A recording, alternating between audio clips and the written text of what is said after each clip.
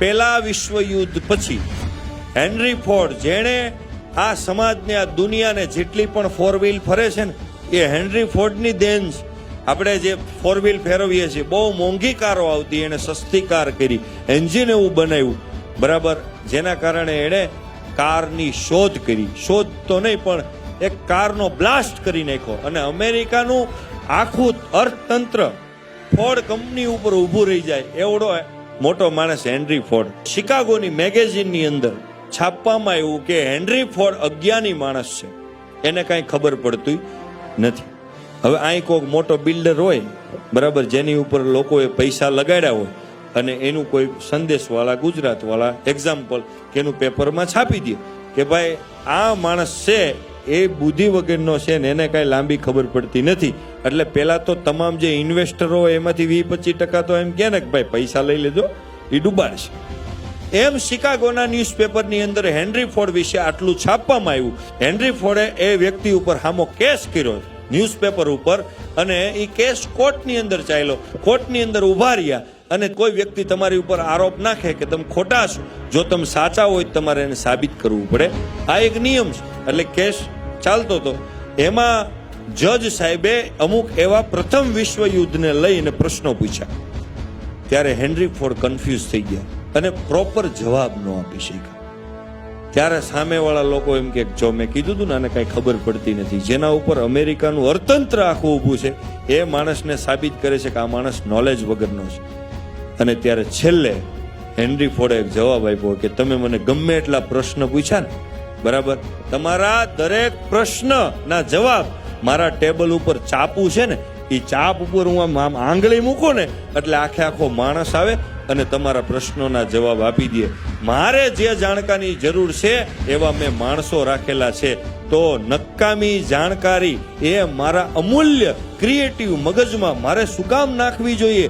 આ જવાબથી સામેવાળાની બધાની હવા નીકળી ગઈ. સફળ વ્યક્તિઓ એટલી હદ સુધી પોતાના મગજનું ધ્યાન રાખતા હોય છે કે આ મગજની અંદર ખોટી વસ્તુ એન્ટર ન થવી. આપણે થોડી ઘણી વસ્તુ પણ જો ધ્યાન રાખી તો ઘણા બધા સમાધાનો થઈ જાય.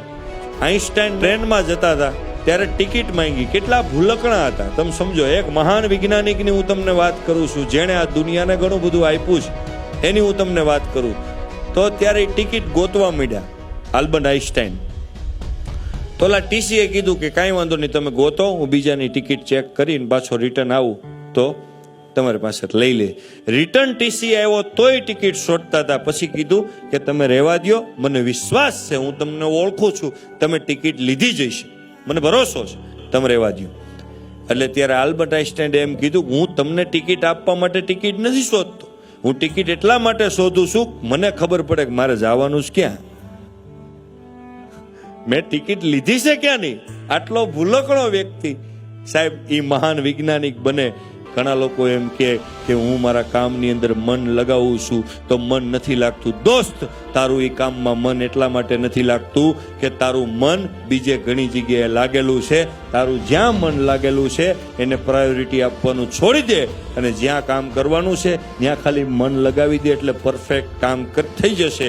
ન કરવાના કામ તમે છોડી દેશો એટલે જે કરશો ને એ પરફેક્ટ થશે. વિશ્વની અંદર બીજા નંબરની, પહેલા નંબરની વીર સાવરકર અને બીજા નંબરની જેલ પ્રાપ્ત થઈ નેલ્સન મંડેલા, અને જવાહરલાલ નહેરુનો એવોર્ડ એ લેવા માટે આવેલા. ત્યારે દિલ્હીની અંદર એ રાષ્ટ્રપતિ ભવનની અંદર વડાપ્રધાનની ઓફિસની આજુબાજુમાં એ આટો મારવા નીકળ્યા.